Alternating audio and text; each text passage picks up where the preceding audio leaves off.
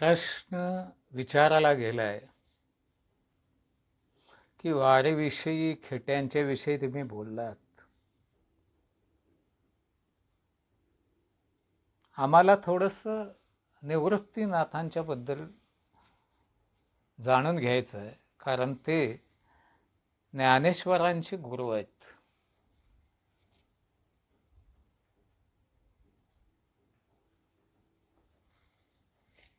निवृत्तनाथांच्या चरित्राविषयी मी काही फार बोलणार नाही आत्ता, पण त्यांच्या परंपरेविषयी मी नक्की बोलेन. कारण ती परंपरा त्यांनी स्वतःच त्यांच्या अभंगामध्ये सांगितलेली आहे.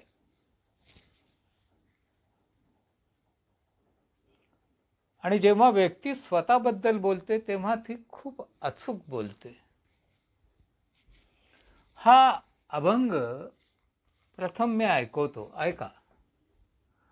आदिनाथ उमा बीज प्रकटले, मच्छिंद्रा लाधली सहज स्थिती,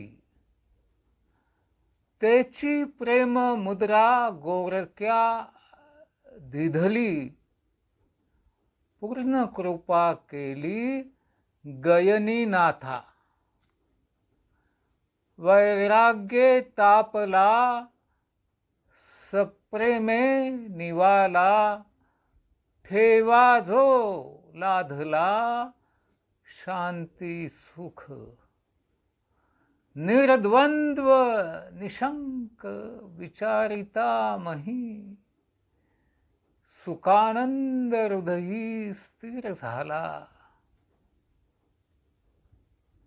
विरक्तीचे पात्र अन्वयाचे मुख, देऊनी सम्यक अन्यता, निवृत्ती गयनी कृपा केली पूर्ण, कुळ हे पावन शिवनामे.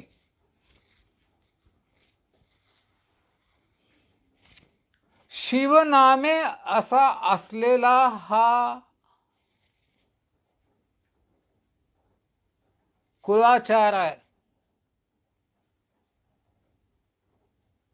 नंतर काहींनी तो बदलण्याचा प्रयत्न केला, पण मूळ शैव परंपरेत तो असाच आहे. आणि त्याची सुरुवात खुद्द त्या अभंगातच निवृत्तीनाथाने सांगितलेली आहे.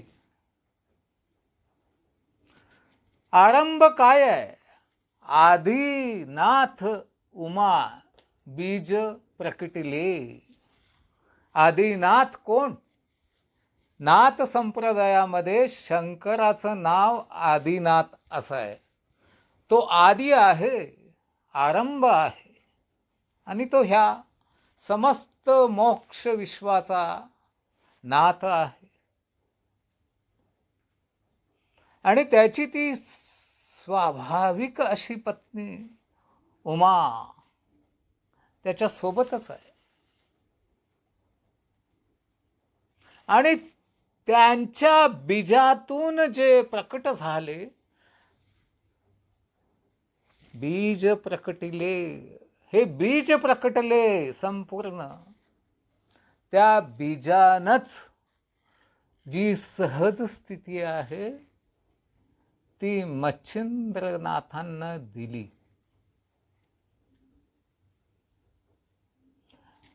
मच्छिंद्रनाथ आसाम मधले, आसाम, मणिपूर, बंगाल हा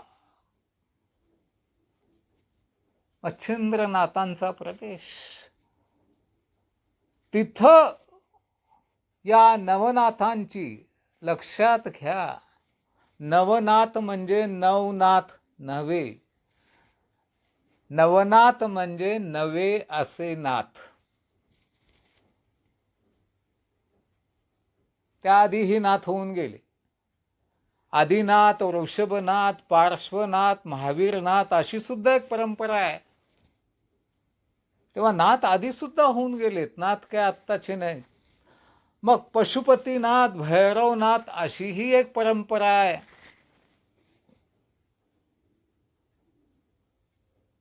तर नाथांची परंपरा खूप जुनी आहे.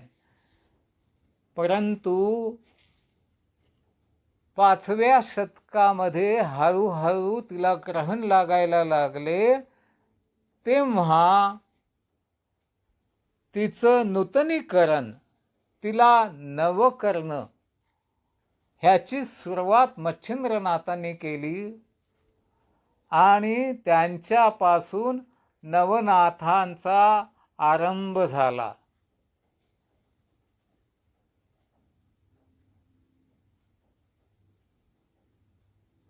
तर ह्या मच्छिंद्रनाथाला साक्षात उमा आणि आदिनाथ यांचाच आशीर्वाद होता.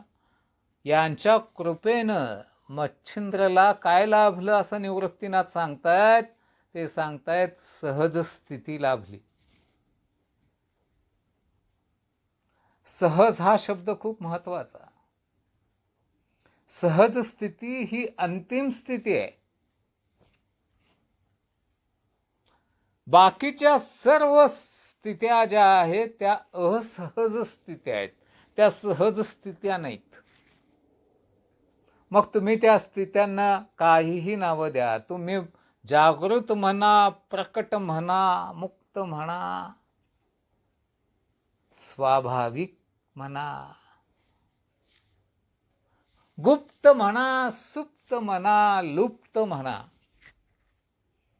स्थितीमध्ये अनेकदा गोष्टी लुप्त पण होऊन जातात. इतक्या लुप्त होऊन जातात की दिसेनाशा होतात, कळतच नाहीत, माहीतच पडत नाही. आणि मग त्यांची रिडिस्कवरी करावी लागते, त्यांना पुन्हा शोधावं लागतं.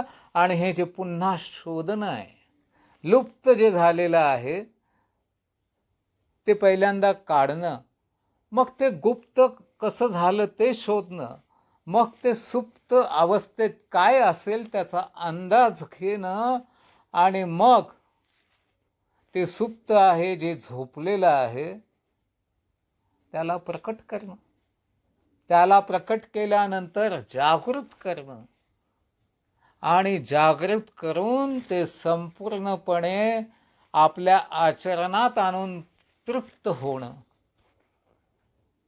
आणि एकदा तुम्ही तृप्त झाला की तुम्ही मुक्त होता. आणि मुक्त नंतर तुम्हाला जी स्थिती प्राप्त होते ती सहज स्थिती.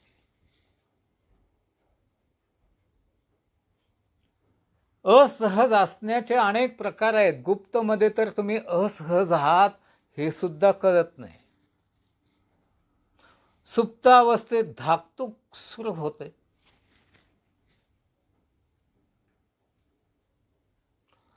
आणि ती धाकधूक प्रकट झाली ना की मग तुम्हाला काय लुप्त झालं याचा शोध घ्यावासा वाटतो. तुम्ही कारणमीमांसा करता, तुम्ही मोक्षाकडे वळता. आणि एकदा तुम्ही मोक्षाकडे वळलात की साधक बनलाच. ही साधना जागृतीची पहिली ओळख असते.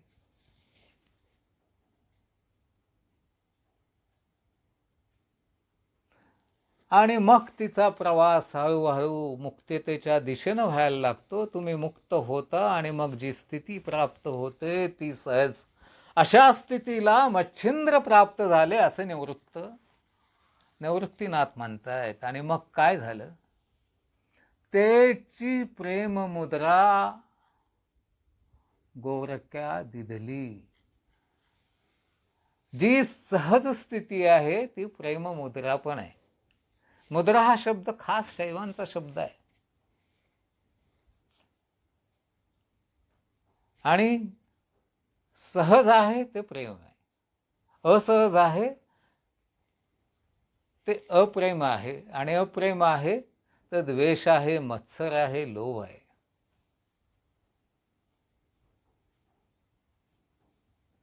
पण मच्छिंद्रनाथाने गोरखनाथांना पाहिलं, त्यांच्या लक्षात आलं की हे खूप असहज आहे, पण ह्याच्याकडे तळमळ आहे. आणि मग मच्छिंद्रनाथाने ही जी प्रेममुद्रा आहे ती गोरखनाथांना दिली. आणि गोरखनाथ ही प्रेममुद्रा घेऊन संपूर्ण भारतभर हिंडले. त्यांच्यामुळं अनेक सामान्य माणसं नाथ झाली. नाथ होणं म्हणजे सहज स्थितीला उपलब्ध होणं, मोक्षाला उपलब्ध होणं. आपण आता कोणाविषयी कसाही तो शब्द वापरायला लागलो, परंतु मूळ नाथ ह्या शब्दाचा अर्थ आहे पूर्ण स्वामी. म्हणून आदिनाथांना विश्वनाथ म्हटलं जातं आणि काशीला आपण आपली राजधानी मानतो. ती आपली मोक्षाची राजधानी आहे. जन्माला यावे आणि काशीला मरावे असं म्हणतो आपण. त्याचा अर्थ असा नाही की काशीला जाऊन मरावे. त्याचा अर्थ आहे आतल्या आत अहंकाराचा मृत्यू व्हावा आणि मोक्षाला उपलब्ध व्हावे.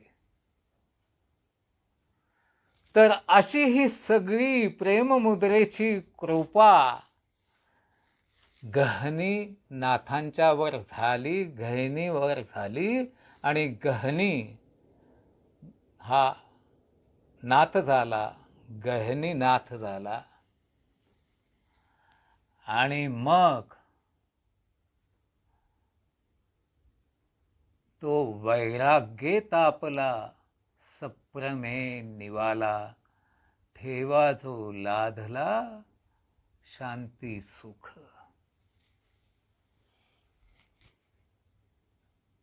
आणि ही जी परंपरा चालत आली गहिनीनाथांच्या पासून, ती थेट ज्या गुरूंच्या पाशी येऊन ठेपली, त्यांच्यापासून मला काय प्राप्त झाले? वैराग्ये तापला, वैराग्यानं तापून निघालो आणि सप्रेम झालो मी पण. आणि ठेवा साधला. काय ठेवा साधला? शांती सुख. शांतीही मिळाली, सुखही मिळालं. काय झालो? निर्द्वंद्व झालो. आपण सतत डायलेक्टिकल असतो, द्वंद्वात्मक असतो. वेस्टमध्ये तर ते कायम डायलेक्टिकलच भाषा बोलत असतात. त्यांना त्याशिवाय आपण तत्वज्ञान सांगतो असं वाटत नाही. त्यांच्याकडे एक तत्वज्ञ झाला देरिदा नावाचा.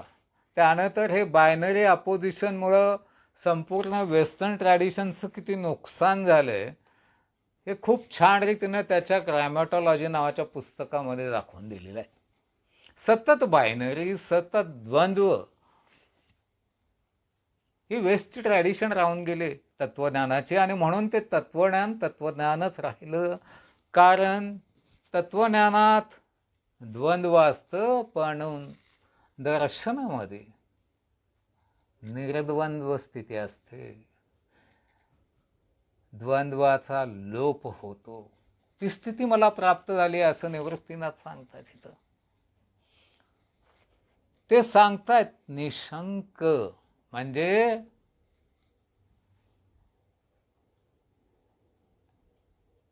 शंक होतो मी आधी. शंक ह्या शब्दाचा अर्थ शंका घेणारा. शंकर ह्या शब्दाचा अर्थही शंका घेणारा आणि ज्याच्या शंकांचं निरसन झालेलं आहे तो शंकर.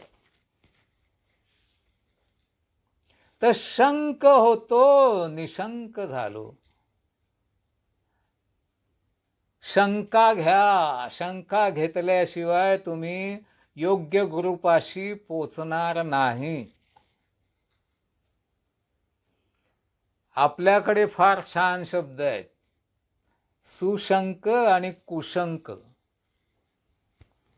कुशंक म्हणजे वाटेल त्या शंका घेणारा, ज्याला फक्त वादविवादात रस आहे असा मनुष्य. हा शंका घेतो पण हा कुशंक असतो.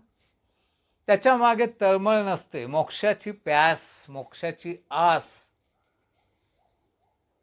मोक्षाचा वास नसतो.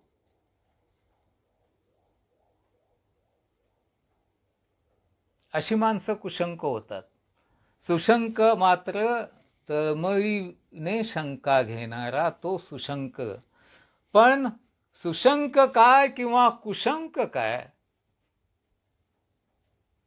आपण शंकच.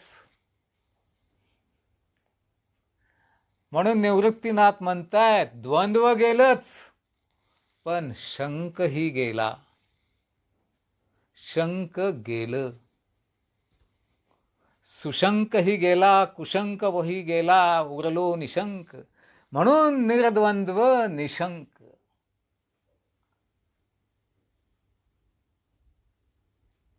आणि मही विचारिता मही.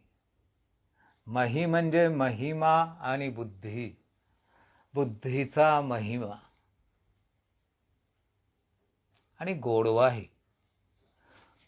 महिमा तर सगळ्यांच्याकडेच असतो, पण गोडवा कितींच्याकडे असतो.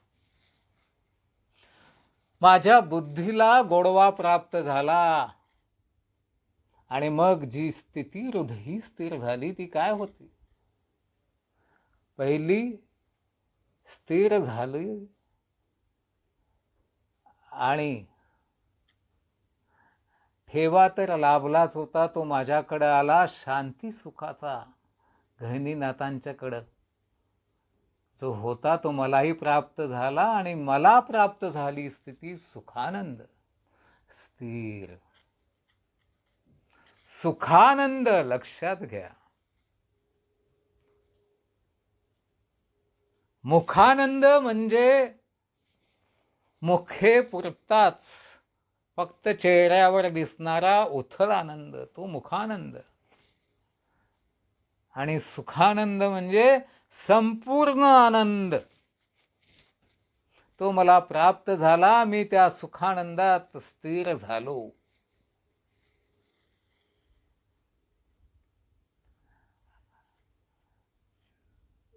विरक्तीचे ताप होऊन काय झालो, विरक्तीचे पात्र अन्वयाचे मुख. देऊनी सम्यक अन्यथा.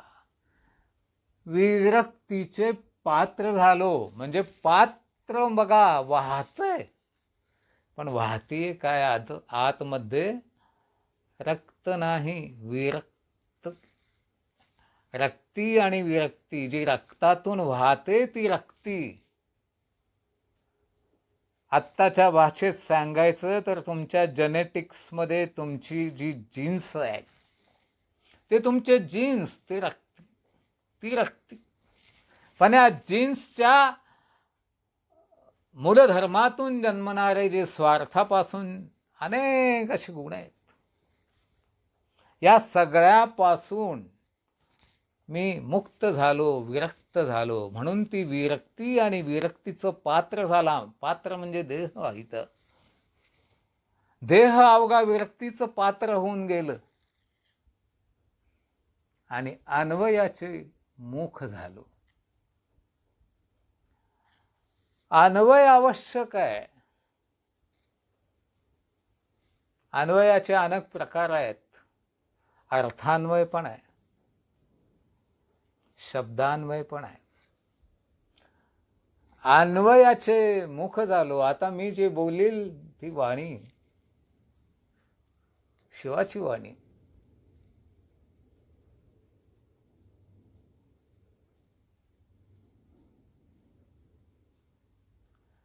शिवाचं मुख झालो मी. आता अन्वयाचं मुख झालो, मोक्षाचं मुख झालो.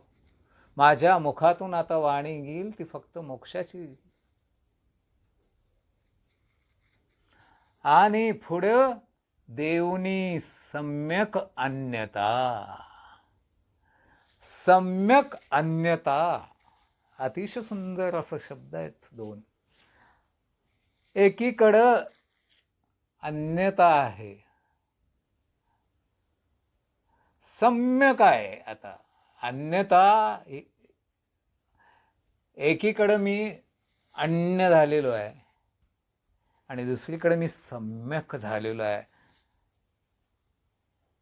शैवांच्यात सम्यक असण्याला खूप महत्त्व आहे. पुढे ही परंपरा बौद्ध परंपरेनेही चालवली.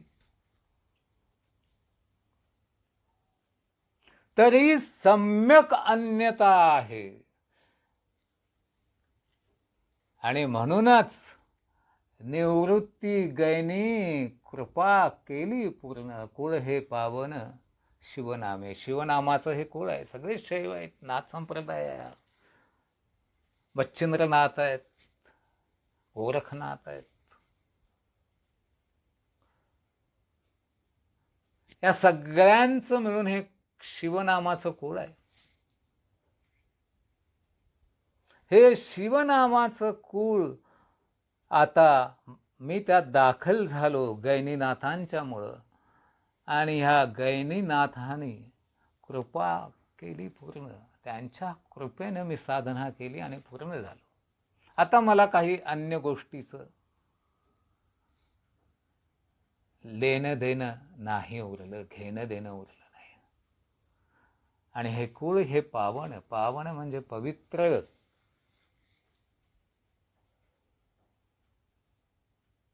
पापवन असतं आणि पावन असतं. पापवन म्हणजे तुम्ही ज्या क्षेत्रामध्ये राहात, आपल्या आसक्त्यांचा बाजार मांडता, ते पापवन. मग दुसरं वन आहे तपोवन. मग पापवनातून मुक्त होण्यासाठी तुम्ही जिथे तप करता ते तपोवन. आणि मग तुमची साधना जेव्हा सिद्धीस जाते तेव्हा जे उरतं ते पावन.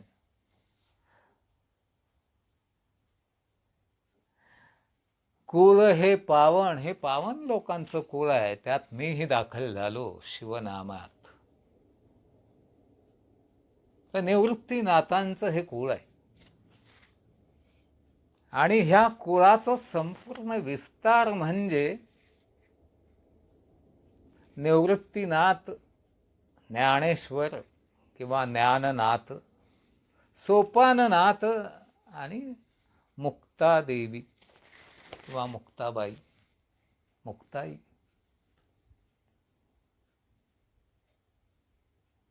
आरंभ निवृत्तीनाथ आहे, हे नेहमी लक्षात ठेवा.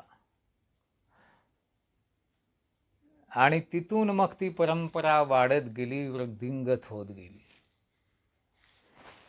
मला वाटतं हे इतकं पुरेसं आहे. तुम्ही मनापासून ऐकून घेतलं त्याबद्दल मी श्रीधर तिळवे तुमचा आभारी आहे.